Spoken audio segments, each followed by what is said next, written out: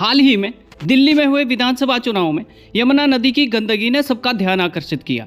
Bharatiya Janata party ने चुनाव प्रचार के दौरान वादा किया था कि उनकी सरकार बनते ही वह यमुना की सफाई पर काम शुरू कर देंगे। प्रधानमंत्री नरेंद्र मोदी ने भी चुनाव के दौरान यमुना की सफाई का वादा किया था। हालांकि मुख्यमंत्री की तलाश अभी जारी है, लेकिन उससे पहले ही प्रधानमंत्री के वादे के अनुसार दिल्ली के उपराज्यपाल वीके सक्सेना के नेतृत्व में यमुना सफाई अभियान शुरू कर दिया गया है।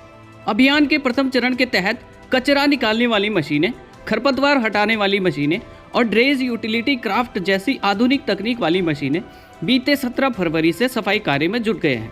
उपराज्यपाल वीके सक्सेना ने मुख्य सचिव और अतिरिक्त मुख्य सचिव से मिलकर उन्हें तुरंत काम शुरू करने के निर्देश दिए। बता दें कि यमुना नदी की सफाई के लिए 4 चरणों में विशेष योजना बनाई गई है।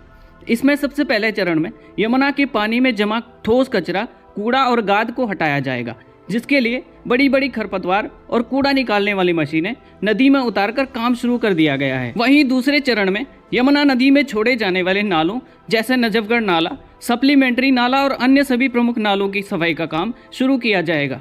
आपको बता दें कि वजीराबाद बैराज से लेकर दिल्ली के अंतिम छोर यानी ओखला बैराज तक यमुना नदी में 26 गंदे नाले छोड़े जाते हैं। तीसरे चरण में दिल्ली में मौजूद सभी 37 सीवेज ट्रीटमेंट प्लांट्स STP, जिनमें से अधिकतर प्लांट्स NGT के मानकों पर खरे ही नहीं उतरते हैं, उन सब की क्षमता और उत्पादन को NGT के मानकों के अनुसार अपग्रेड किया जाएगा और संबंधित विभाग द्वारा प्रत्येक STP प्लांट्स पर रोजाना निगरानी रखी जाएगी। इस चरण में यमुना में सीवेज और औद्योगिक कचरे के प्रवाह को पूरी तरह रोकने के लिए शहर के सभी सीवेज ट्रीटमेंट प्लांट्स को पूरी तरह क्रियात्मक करने पर जोर दिया जाएगा। यमुना सफाई अभियान के चौथे चरण में दिल्ली में 6 नए STP प्लांट्स लगाए जाएंगे। इनकी मदद से दिसंबर 2027 तक यमुना को पूरी तरह से साफ करने का लक्ष्य रखा गया है। दिल्ली के अतिरिक्त मुख्य सचिव नवीन चौधरी का कहना है कि 3 सालों के अंदर नदी को पूरी तरह से साफ कर दिया जाएगा। दिसंबर 2026 तक जब सभी STPs पूरी तरह कार्यशील हो जाएंगे, तब यदि किसी भी स्थान पर अनट्रीटेड सीवेज को यमुना में बहाया जाता पाया गया तो सख्त कार्रवाई की जाएगी। औद्योगिक कचरे के प्रवाह को रोकने के लिए दिल्ली प्रदूषण नियंत्रण समिति, दिल्ली नगर निगम और उद्योग विभाग मिलकर काम करेंगे।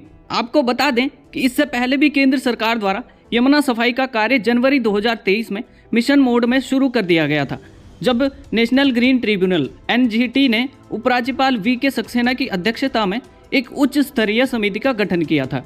इस समिति का उद्देश्य नदी के प्रदूषण को नियंत्रित करना और उसकी सफाई के लिए ठोस कदम उठाना था।